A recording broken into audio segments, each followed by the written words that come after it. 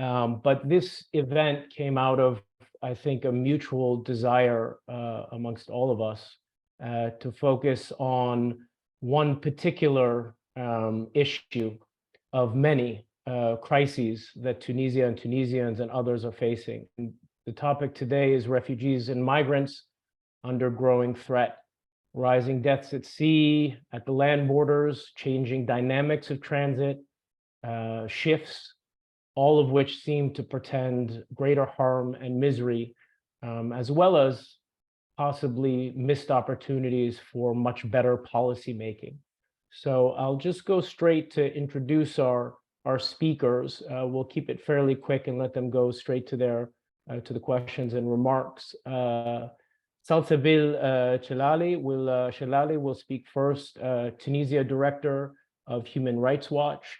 Then Ramadan Ben Amour, spokesperson for the Tunisian Forum for Economic and Social Rights. Huda Mziodet, researcher and activist. And then Reva Dingra, a postdoctoral fellow and at the Brookings Institution. And then our co-moderator as well, Sharon Grewal, who is a non-resident fellow at Brookings. Just a few housekeeping items as we start. Our event today is being offered in both English and Arabic. So please do take advantage of the interpretation feature to select Arabic if you'd like to listen in on Arabic. At least one of our speakers, Ramadan, will be speaking in Arabic, so please select English. Also, today's event will conclude, time permitting, with audience Q&A. So please put your questions in the Q&A feature for Zoom, and hopefully we can get to those. And then a final reminder that today's event is being recorded and is on the record. Just a last, or actually a substantive comment before I turn it to Sharon is, I would really like to personally hear from our speakers about what can be done practically, immediately, to stem this growing crisis and the growing misery of so many. There are a huge set of challenges for Tunisia, the region, etc. But where are some of the, let's say, smaller changes and reforms that might be doable in the short, immediate term? And where are these recommendations, policy recommendations, that might be able to at least alleviate some of the growing suffering that we're seeing? So with that, Sharon, why don't I turn it over to you for some comments, and then we'll lead into our panelists, please. Great. Thank you, Nicholas. And thank you, everyone, for coming. We're really delighted to host this panel on an incredibly important but sobering topic of the growing threats to migrants and refugees in Tunisia. As most of you know, the number of migrants attempting to reach Europe through Tunisia has skyrocketed in recent months. To put it in perspective, in March of 2021 and March of 2022, about 800 migrants were stopped at sea attempting to reach Europe from Tunisia. But in March of this year, almost 8,000 migrants were stopped at sea. Tunisia is quickly becoming the primary route for people attempting to reach Europe's shores. And this surge in migration is spurring European and Tunisian policymakers into action. Italian Prime Minister Giorgia Meloni is visiting Tunisia this week to meet with Kais Saied and find a solution. But European policymakers have a tendency to view migration solely as a security threat for Europe, and not also as a humanitarian issue for the migrants themselves. For a brief moment earlier this year, international attention was focused on the treatment of migrants in Tunisia. In February, when President Kais Saied made racist remarks about a great replacement conspiracy theory, the spotlight was placed momentarily on how his remarks had incited violence and harassment towards migrants in Tunisia. His comments prompted major backlash, including condemnation from the African Union, from the United Nations, from the World Bank, among others.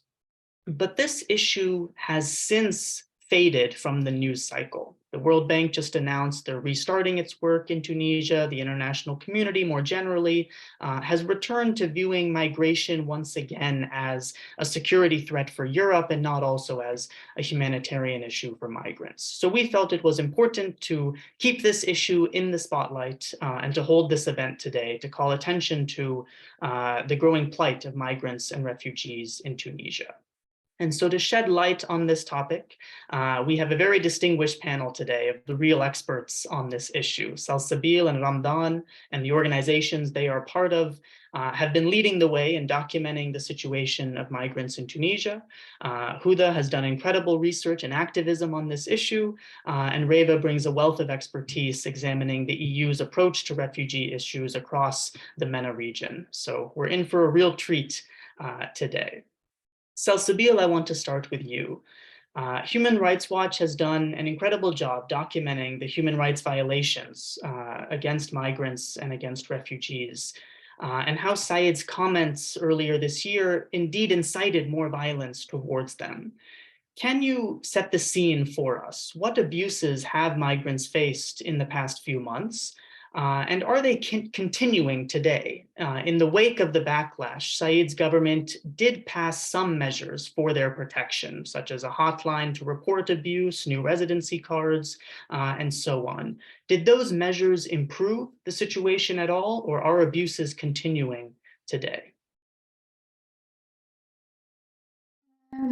Good afternoon or good morning, everyone. Thank you, Sharon, and thank you to the different organizers from Refugees International and the Brookings Institute for gathering us together to shed light on the migratory situation today.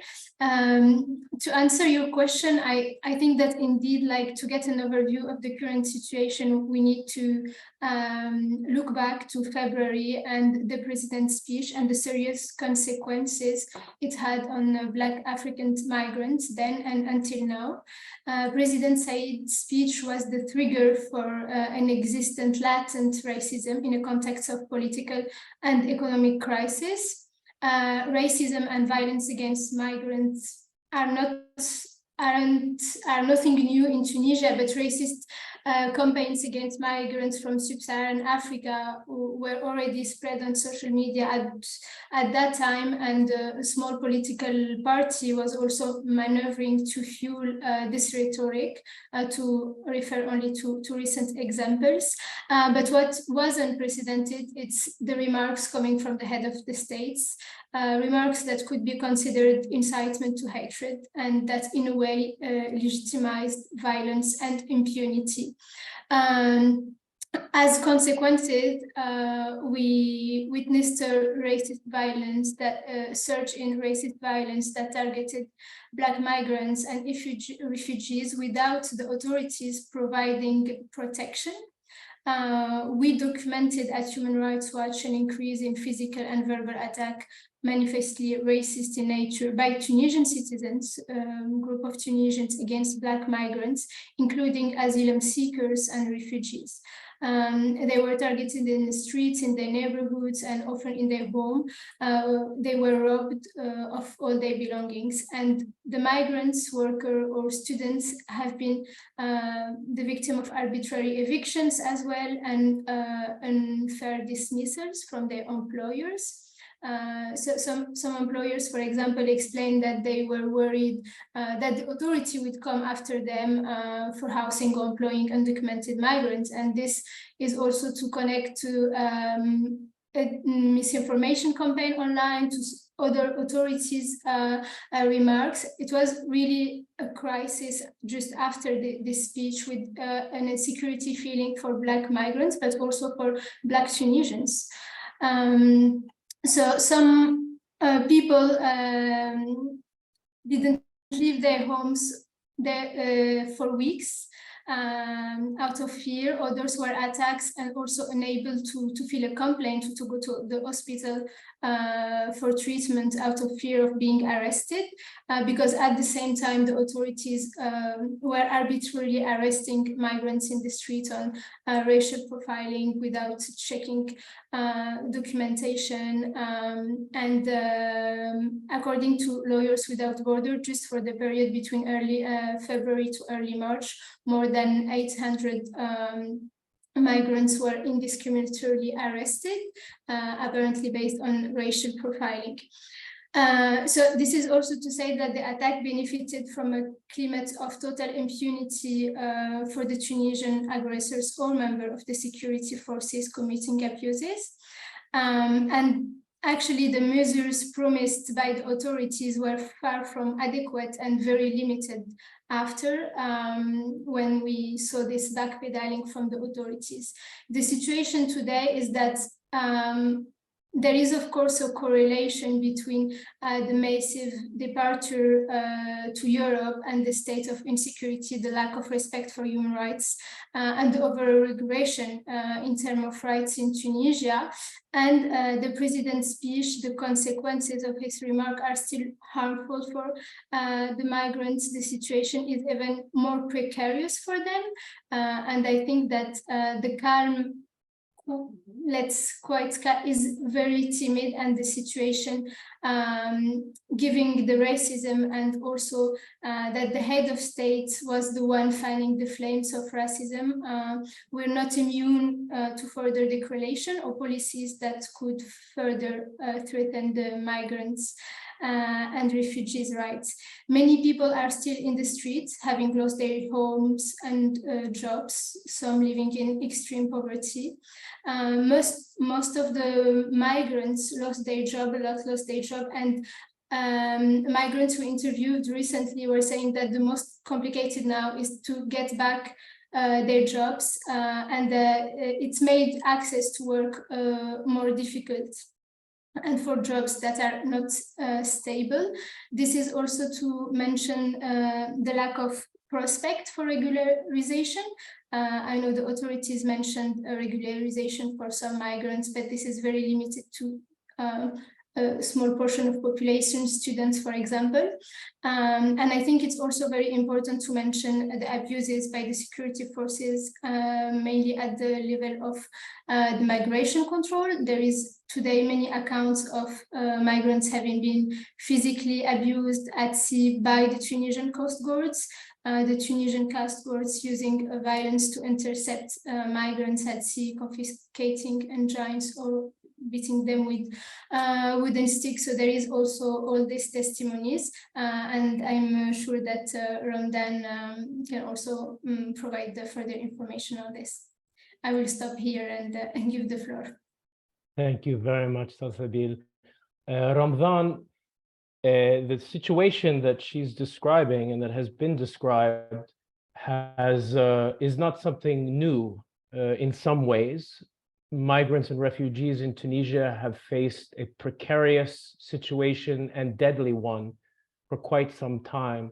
I'm wondering if you can give us some historical background and what the drivers of this violence and this situation is when it comes to refugees and migrants in Tunisia, and also perhaps what are some of the state actors and others that have been shaping and changing this situation over the years until now. Thank you.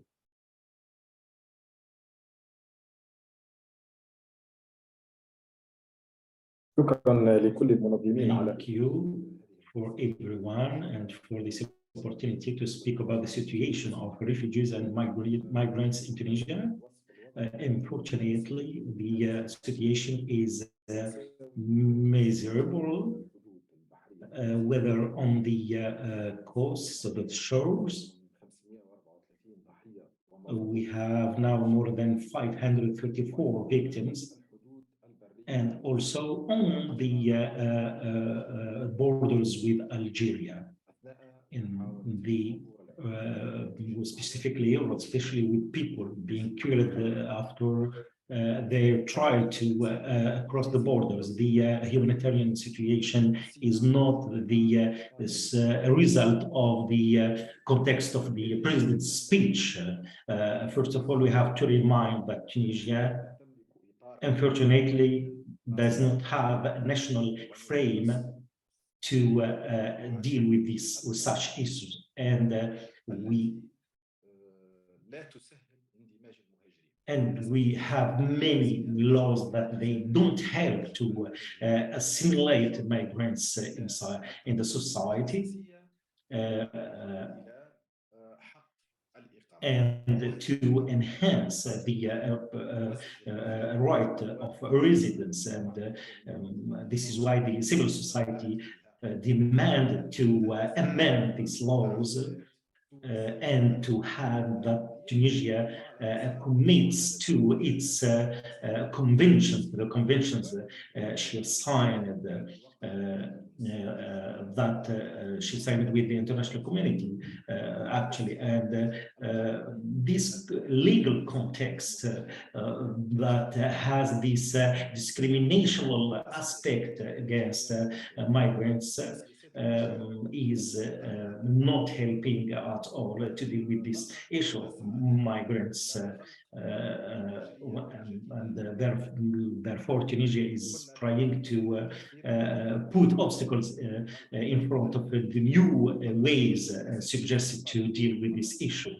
And we had many now routes for migrants to reach Europe, like through the Balkan region or through Italy, and of course by sea.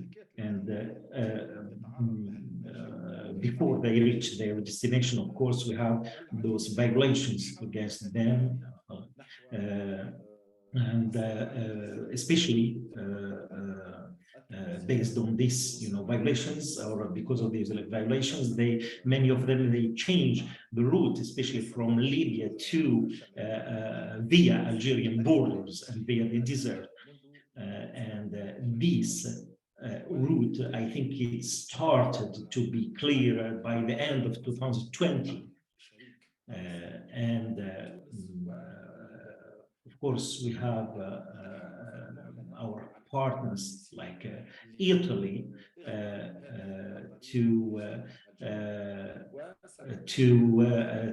is working with Tunisia and the other partners to deal with this issue and with this new route. The situation of refugees in the recent years witnessed a lot of harassment, especially in the southern part of Tunisia, because of a lack or the absence of the role of the state, and also the shortage in terms of the civil society organizations' work and intervention. And of course, this is a complete absence of the commitments of the state. Of course, we witnessed racist aspects from many parts, and we witnessed this hatred, speech of hatred, and from official and non-official sides. And they are, for example, the governor of Kasri witnessed the arrival of a lot of migrants, and they discovered some sort of diseases among migrants, and the governor declared or announced this area where the migrants were in that governorate as blocked areas. So and they tried to deal with those migrants, especially those who lost their lives, and there were also this issue of where to be buried.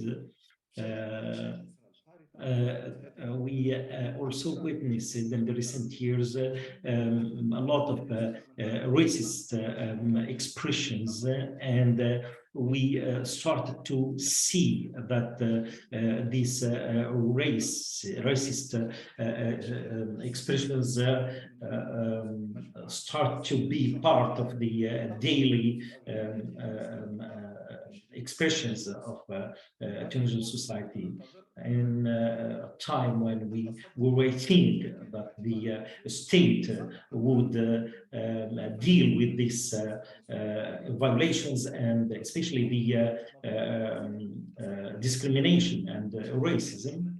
But unfortunately, we found out that the state has become part of this wave of racism. And we moved from parties or small communities racism to the racism of the state. And this was a big shift. So also we, as you know, we all watched the February's the president's speech in February, and the results, of his speech, the repercussions of that speech, and what made the situation of migrants worse. And one of the results was that they have become forbidden to move, and they lost their right of mobility. This situation is becoming more and more complicated, and especially that we are close to the summer, and with the weather conditions being improved, that we would see and witness more waves of migrants and migration, and this may make things worse in the country. Thank you very much. Sorry, Sharon, please. Thank you, Ramdan. Huda, I want to turn to you next. Let's zoom out a bit prior to Kais Saied, even prior to the revolution. The hostility, the racism that we're seeing, as the panelists have noted, have been exacerbated by Kais Saied's remarks. But you have also written about how the hostility and the racism has much deeper roots, both towards sub-Saharan African migrants, but also towards Black Tunisians. Can you tell us a bit about this? What are some of the longer term root causes of this hostility? And how has it manifested and evolved over time before and after the revolution? Thank you, Sharon, for the question, and thank you to the organizers of this event for the invitation. Well, the anti-Black racism is something not new in Tunisia, as you mentioned. It actually goes back, probably, if I further to at least 2003, because I'm taking the state in particular. It's when the African Development Bank has relocated to Tunisia after the civil war in Ivory Coast, and at the time, the employees of the bank have complained to the Tunisian authorities, and in particular to ex-President Ben Ali, about the physical and verbal attacks that they have faced, from locals in the street, where even discrimination in housing and all that, and that's something that created this kind of animosity on the part of some Tunisians towards any sub-Saharan Africans, whether they are staying in Tunisia legally or those who are on a regular basis, including sub-Saharan African students who represent one of the largest, student population, foreign student population in Tunisia. So that's one thing. That's one aspect of this this anti-Black prejudice that that can explain the current crisis. But the other deeper roots of this anti-Black prejudice goes back actually to the Tunisian history, which has, in particular, the history of slavery, which is a big taboo in Tunisia, and it's it has been unresolved because there is no historical, let's say, kind of revisionism of what the impact of slavery and what happened to the slave population after the abolition of slavery in 1846 on the general on the general the way that the general public views not only Black Tunisians but also sub-Saharan African migrants in general, being seen as alien, as savages sometimes, but also the fact of seeing them as not being able to integrate into Tunisian society. So, and the fact that also because Tunisia it doesn't have any borders with any sub-Saharan African country, unlike, for example, Libya or Algeria or Morocco and even Egypt, makes it hard for Tunisians to recognize or to see, at least, I would say not hard, but they find it difficult sometimes to see little number of immigrants. I would say, like, for example, 21,000 sub-Saharan African migrants that are in Tunisia now, and they have this kind of racial anxiety that they are being invaded by these people because of there not being of this disconnection from the continent. The fact that Tunisians, generally speaking, they wouldn't see themselves as Africans because they are part of the African continent adds to this racial anxiety. And the fact that you have this kind of deep-rooted anti-Black prejudice is because of the perception that Tunisia is mostly more Mediterranean, for example, or Arabic or Islamic, rather than sub-Saharan African migrants, but sub-Saharan African, rather than African. But also the fact that also politicians, the political discourse, since the revolution has always been extremely paternalistic towards Black African migrants and even sub-Saharan Africa in general. The way that they see, they talk about invading sub-Saharan African markets, to do business there. This kind of dehumanization of Black African migrants also adds to this prejudice. I would also add the fact that sub-Saharan African, for example, students, have been very beneficial to Tunisian economy, and because after the Qais Said speech, they have been at the receiving end of this violence, adds to this structural violence of the state. So all of these issues, unfortunately, historically, but also sociologically, has added, to the grievances from the population, thinking that these migrants are going to replace them, or from at the summit of the Tunisian authorities. I'm talking about the president and his racist remarks because of how the populism has taken roots since at least the 2018, when the law 50 has been passed to criminalize racial discrimination, and that specific law unfortunately has created this racist backlash after that. And I'll stop here. Thank you. Thank you very much, Huda. Let me turn to Reva. What do you think European governments specifically should be thinking about? How should they be approaching this issue or these issues? And I guess even more broadly, what lessons do you think Europe should learn from its poor handling, if that's a kind term, of previous refugee and migrant crises? So the floor is yours, please, for 5 minutes. Yeah, thanks, Nicholas.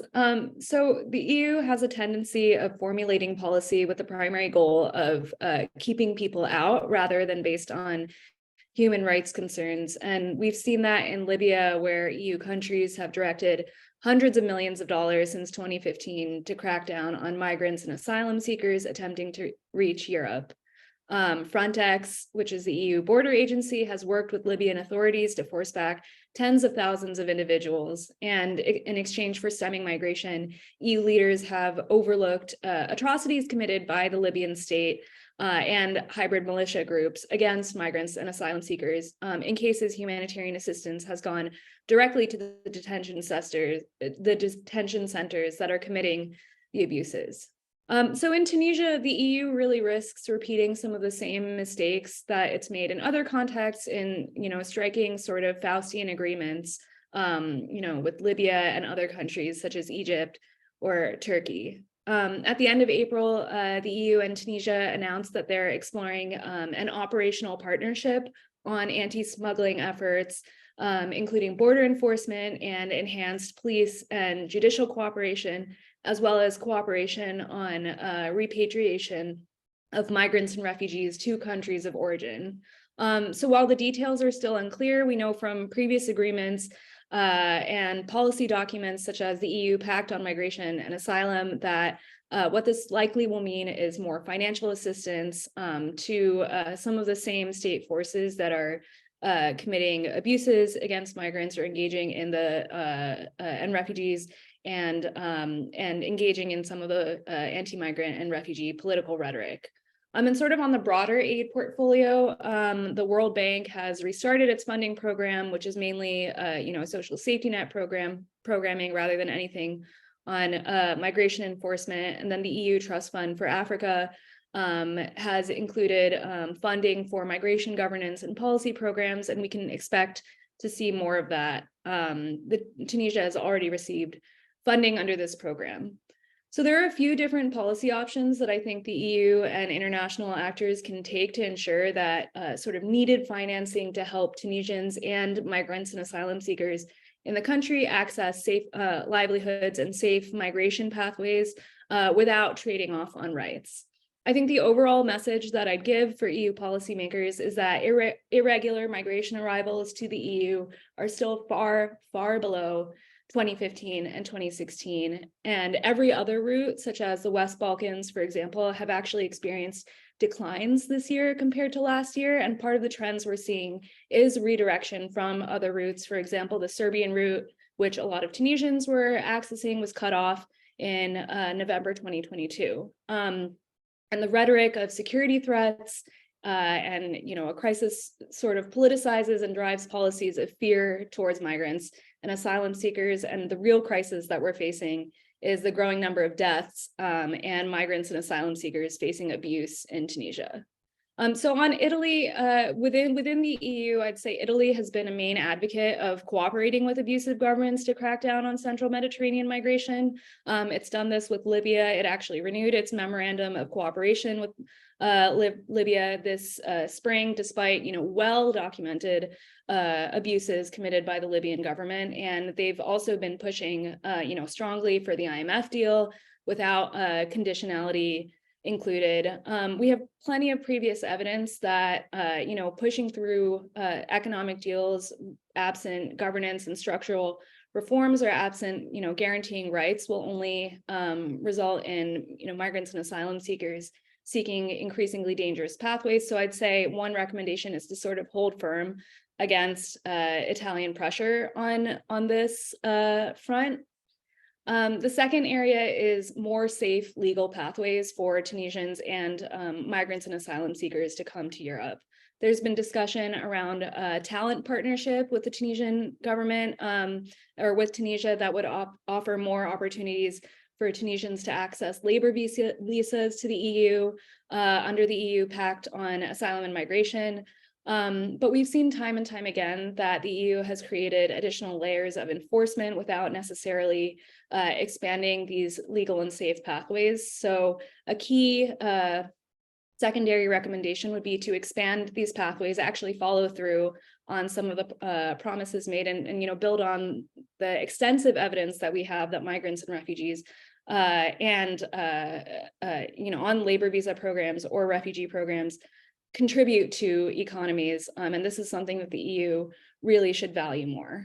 And the final thing I'd say is that there needs to be more funding for governance and economic programs to civil society organizations and cooperation on, dangerous and exploitative smuggling efforts that doesn't just mean directing funding to abusive state services. There are very real drivers of migration in Tunisia and from the rest of Africa, including economic stagnation, inflation, drought, and the macroeconomic effects of the Russian invasion. And these aren't going to go away, and cooperation on, addressing root causes, which is something the EU is a big fan of, at least rhetorically, is important, but it should mean more cooperation with civil society organizations and local actors rather than just state services.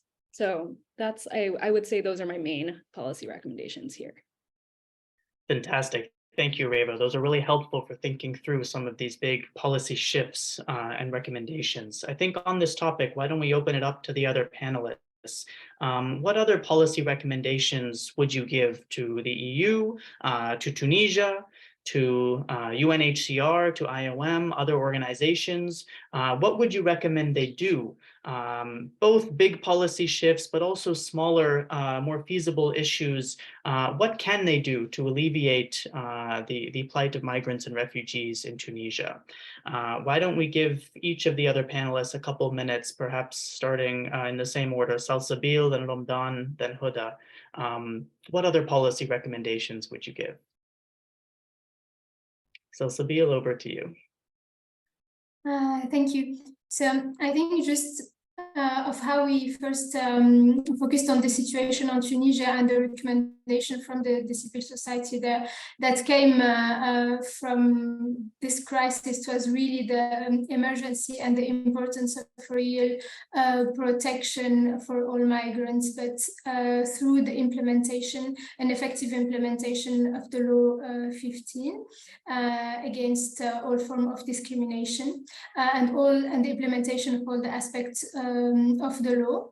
I think that the measures that was announced also by the authorities of regularization, this is also important to look into that with prospects for regularization for the migrants in Tunisia. There is actually right now practically no opportunities to for those who want to regularize their situation to do it. And on a maybe more on another level, I think it's also important to really link the current situation in Tunisia and the migrant situation with maybe replace it in a broader context of backsliding in terms of rights in Tunisia. The idea, for example, of purification that is in the core of President Said's speech is at all levels, and there is a witch hunt that takes place on several levels against political opponents or against illegal migrants. So I think it's very important also to emphasize this and to put links between the global situation and how Tunisia needs to be pressured to really on this backsliding on human rights. The other points maybe also to mention is how the humanitarian response in Tunisia remain insufficient for migrants, the lack of shelter space, of the lack of access to health is very limited, to basic services, to dealing, for example, with mental health problem with migrants, traveling, like we said, taking different routes and coming to Tunisia. So I think that we need also to emphasize how the humanitarian response should be adequate. And this is, I think, something that has been very visible when migrants were camping in front of the IOM and UNHCR buildings in Tunis, and that the response wasn't there. And it's the same situation in the south of Tunisia, in Medellin, in Sfax. So I also maybe would link this with what Riva said, and the importance also to have civil society here empowered to do also work on those issues. Ramdan, you spoke a bit earlier about restrictions on mobility. Your organization has spoken a lot about the right and the need for housing, an idea about reception centers. So if you can also maybe lay out some specific recommendations to the Tunisian government, I'd like to hear definitely the Tunisian state, and then also the UN agencies, and then the broader context, please.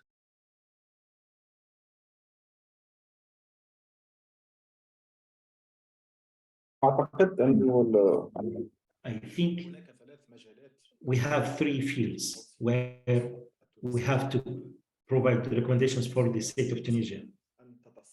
First of all, Tunisia has to reconcile with its geographical and civilization space. This reconciliation requires a sort of political braveness and audacity to reform the political official speeches. الدولة التونسية أيضا مراجعة علاقاتها مع الاتحاد الأوروبي. هذه العلاقات also, or Tunisia needs also to review its relationships with Europe, especially to securize the issues of migration. These relationships that helped or emphasized the security aspect of the different borders.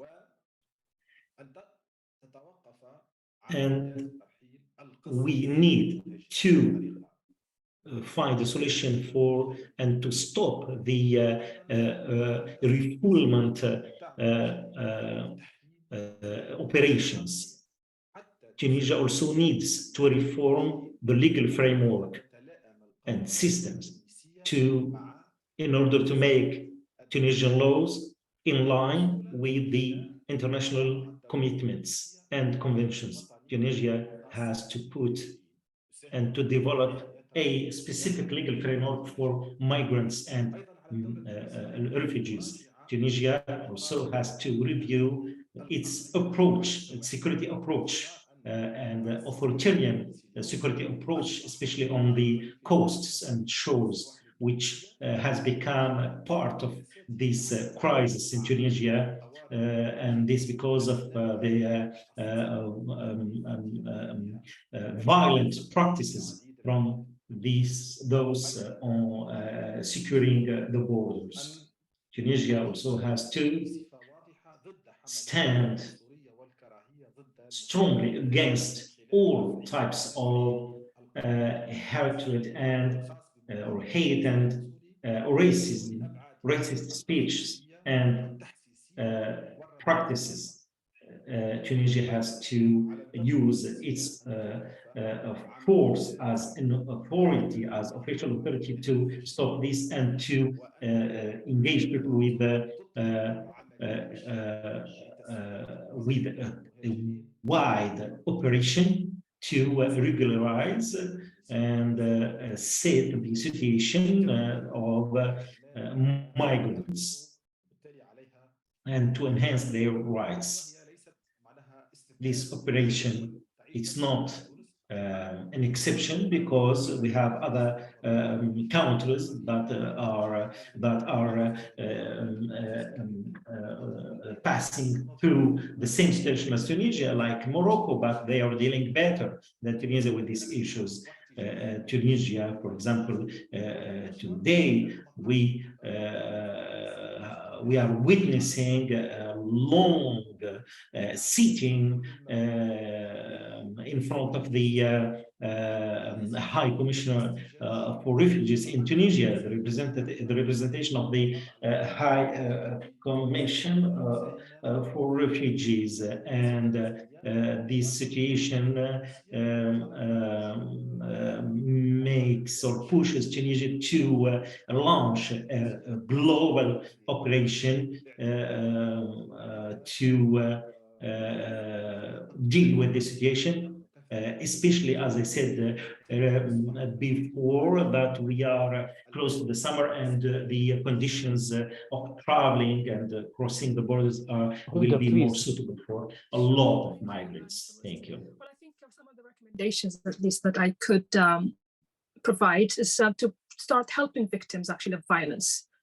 Reach out to lawyers who so that they can help them, regarding making legal cases against, for example, individuals, who have individuals who unfortunately, were behind, that violence against them. I mean, this has been done, for example, with a London-based NGO called Minority Rights Groups, which has worked a lot with sub-Saharan African migrants, but also Black Tunisians regarding some of the discrimination that they have faced, whether from the state, but also from individuals. So that's one recommendation that I can provide with.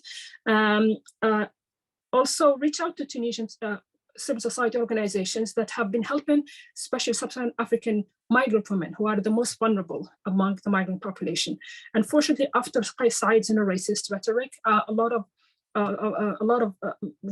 sub-Saharan African migrant women have been subjected to some sexual and also physical violence, whether taking, for example, public transportation, including, for example, taking taxis.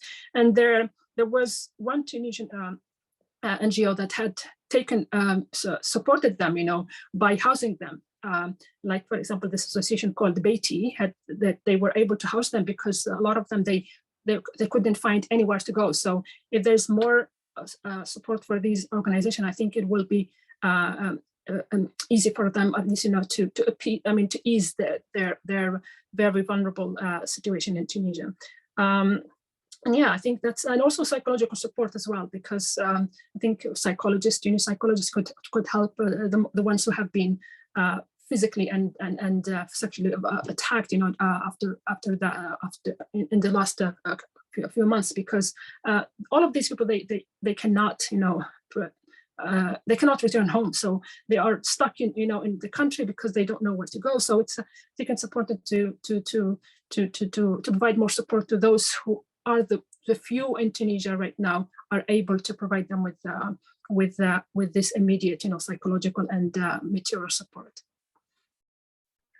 Wonderful, thank you, Huda. I think we can turn to the audience questions at this point. There are quite a few in the Q&A. Let me read out a couple, and then the speakers, you can each choose which ones you would want to answer.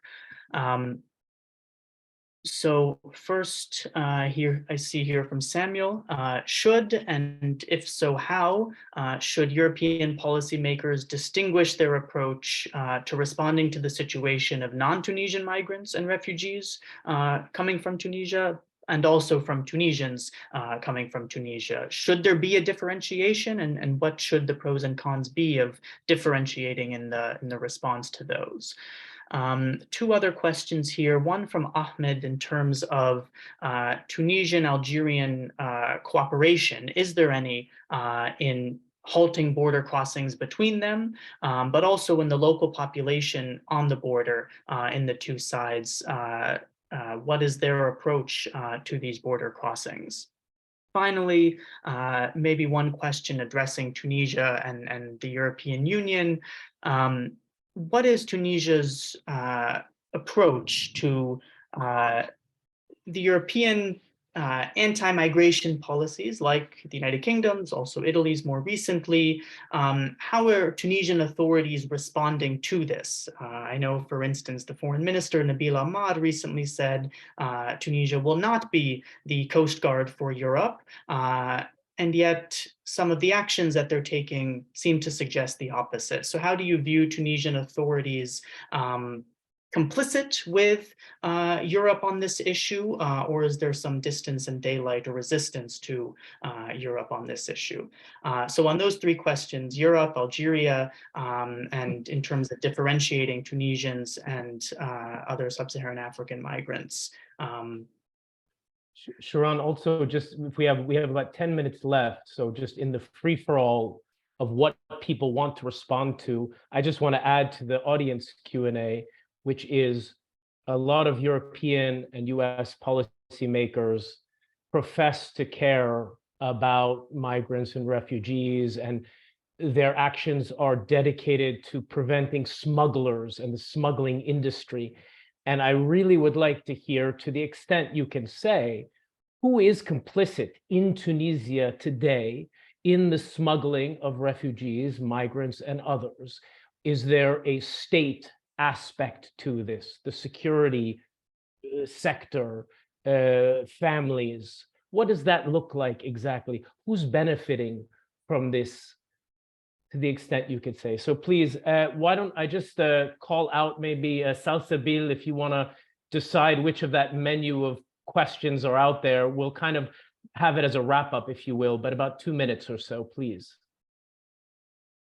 I can answer the question on the cooperation between Algeria and Tunisia, maybe.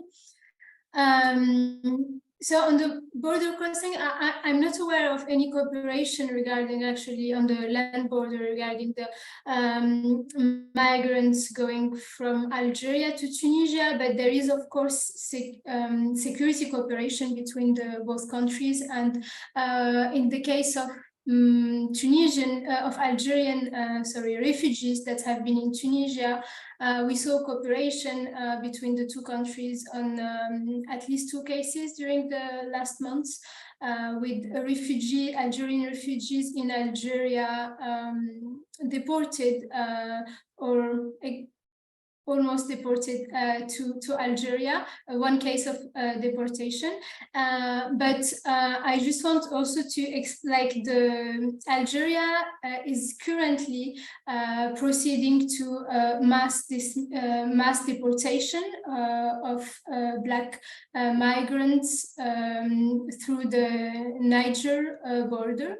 And a lot of migrants coming, this happens every week. And the migrants coming to Tunisia, a lot of them are also leaving Algeria to come to Tunisia because of the mass deportations. So there is clearly a link also between the situation in Tunisia right now and how the Algerian authorities crack down on migration. That is very undocumented, unreported compared, for example, to the situation in Tunisia. And about the question was also about the hate speech.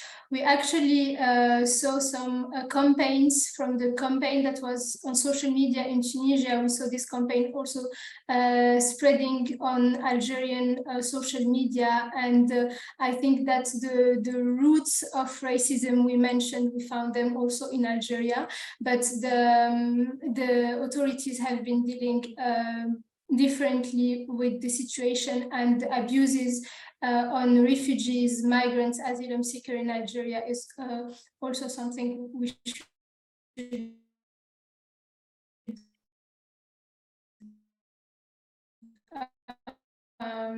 situation is really I'm sure that Ramadan also have something to add on the cooperation on this between the two countries. Sure, Ramadan, please. نعم أنا سأنطلق من تصريح وزير I would like to start from the statement made by the Minister of Foreign Affairs about his expression saying that Tunisia is not the Coast Guard of Europe. I think that Tunisia has a double speech here, a speech to satisfy the dignity of the country, let's say, and another speech that is completely contradicting the first speech, because we can see that in Sfax, the authorities did forbid the families of the victims to check the bodies of their relatives. And this is just an example. So also Tunisia forbade more than 38,000 migrants to cross its borders last year. And for these 5 last months, Tunisia forbade 23,000 migrants. And this number is 3 times than the figures registered last year in the same period, which means that the only role of Tunisia now is to being the coast guard for Europe. Tunisia, unfortunately, does not have a strategy regarding or related to migration, a national strategy that would be a reference of negotiation with EU.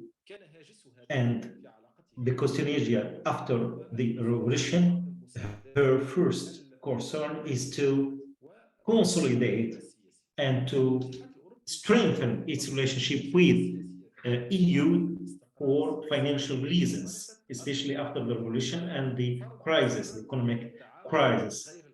So this unfortunately imposed a unfair routes and paths of cooperation between Tunisia and the EU.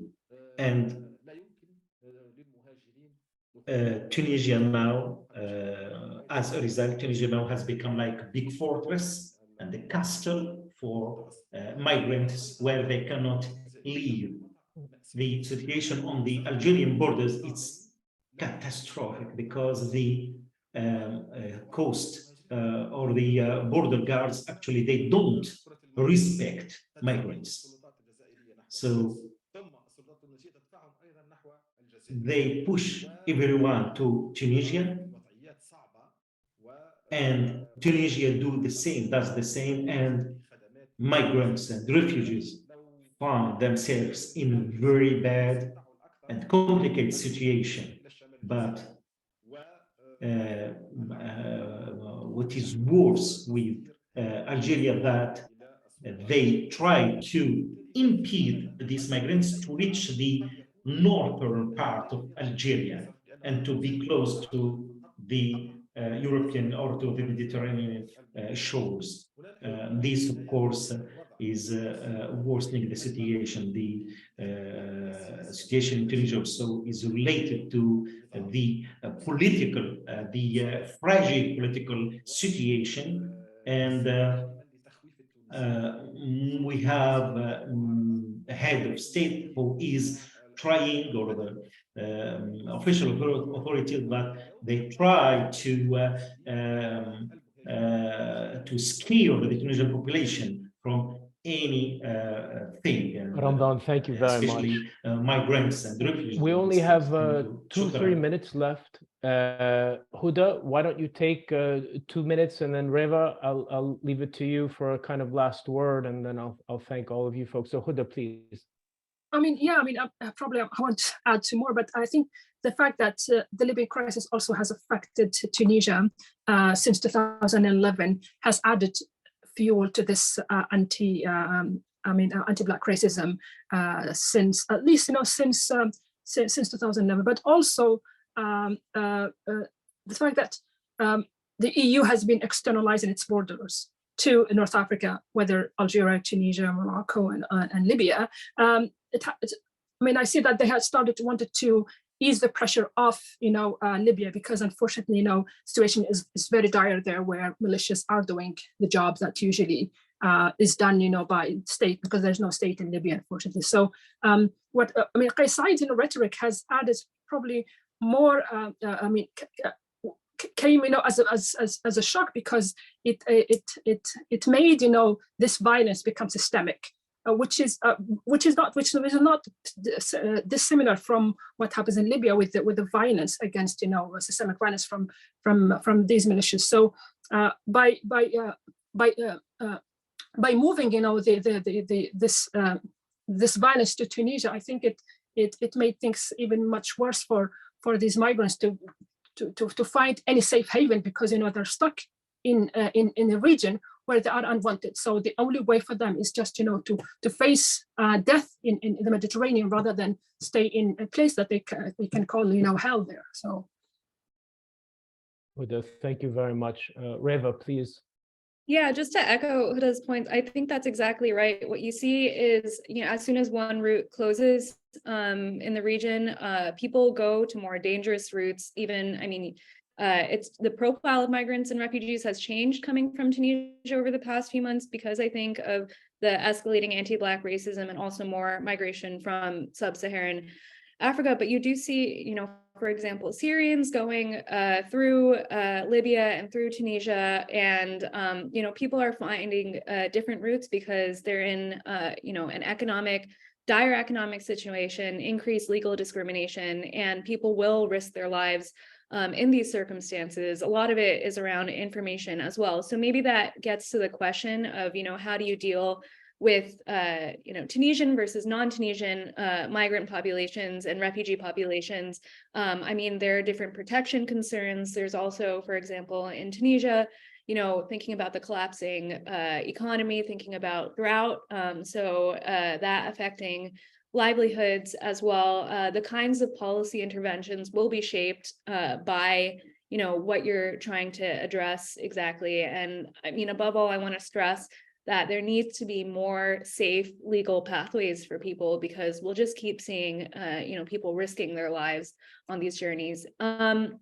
And then just a final note, you know, on Italy, I think I saw a question on Italy and on EU policy and EU perspectives. I mean, North African governments more generally, and then the Tunisian government specifically, I would say, are very aware of, you know, what EU appetite is on this, and these sort of targeted outreach campaigns by the Italian foreign minister, or by now Meloni going to Tunisia this week. You know, there are very clear signals that they want to deepen cooperation on this point, and we just need to make sure that this doesn't mean trading off on migrant, refugee, and minority Tunisian rights, which unfortunately that's what's been the case, you know, in previous cooperative frameworks with Libya, for example, or even Egypt. But that's my general take.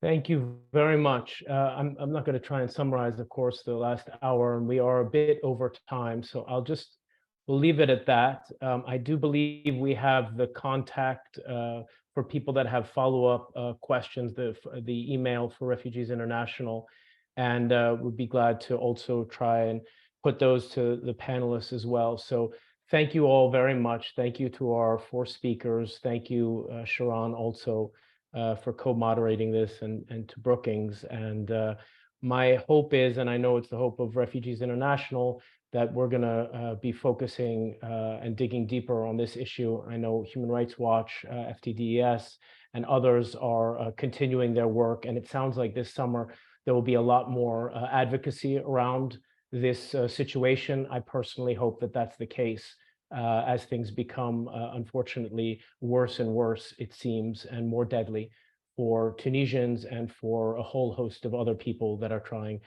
find a better life. So thank you very much. Thank you all. And we will see you at the next webinar. Bye-bye, everyone. Bye.